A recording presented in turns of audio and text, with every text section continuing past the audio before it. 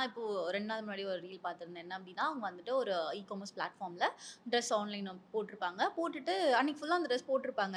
"இதுதான் உனக்கு பிடிக்கலன்னு சொன்னேன்ல, எதுக்கு நீ இன்னும் போட்டுட்டு இருக்க?" அப்படின்னா, "நாளைக்கு தானே ரிட்டர்ன் வருது. நான் இன்னைக்கு ஃபுல்லா போட்டுட்டு இது பண்றேன். Is this right?"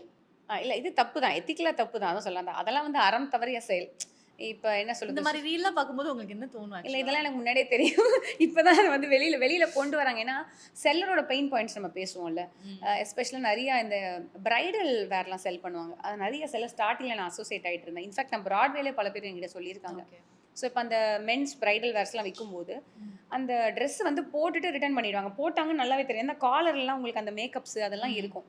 ஆனா, நீங்க வந்து Amazonலயோ, Myntraலயோ கம்ப்ளைண்ட் ரைஸ் பண்ணா நல்லா தானே இருக்கு. ம். ஏன்னா, அது புரியுது. அந்த அளவுக்கு கேப்சர் பண்ண முடியாது. நல்லா தான் இருக்கு. நீங்க ரிட்டர்ன் அக்செப்ட் பண்ணணும். சைஸ் இஷ்யூன்னு சொல்லிட்டாங்க அப்டின்னுவாங்க. ஓகே. ஏன்னா, நெறைய கேம்பெயின்ஸ் Amazon, Flipkartடும் பார்த்தீங்கன்னா, ஈஸி ரிட்டர்ன்ஸ். ரிட்டர்ன் கரோ அப்டி இப்டின்னு அவங்க பாட்டுக்கு ஆட குடுத்துட்டு போயிடுவாங்க. இதுல பாதிக்கப்படுறது ஆக்சுவலா Amazonோ, Flipkarட்டோ இல்ல. நம்மள மாரி குட்டி குட்டியான செல்லர்ஸ் தான்.